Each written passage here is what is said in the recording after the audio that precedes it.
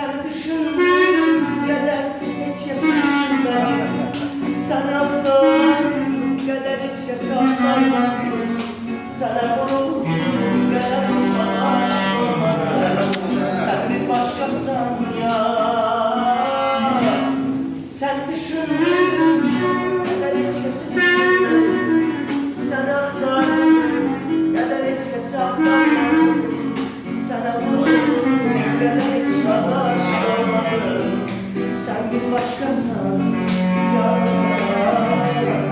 Sana ihtiyacım var.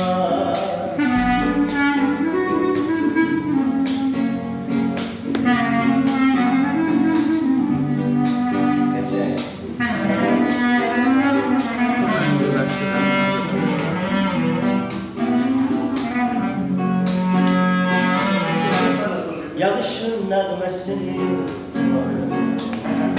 duyabilen seyler. Yağışın söze bakmaz yüreğim seni ister.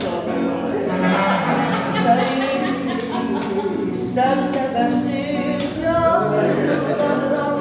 Sana hiç olmazsa yukularımda yukuma gel sebepsiz.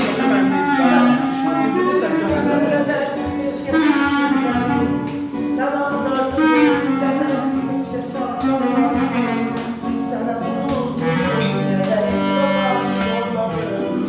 Sen bir başkasın ya. Sen düşündüğüm kadar hiç düşünmedim. Sen aktardığım kadar hiç saklamadım. Hamza olacaq. Sulu olmaqlarında deyil. Biraz olacaq. Ritmi artıra ver.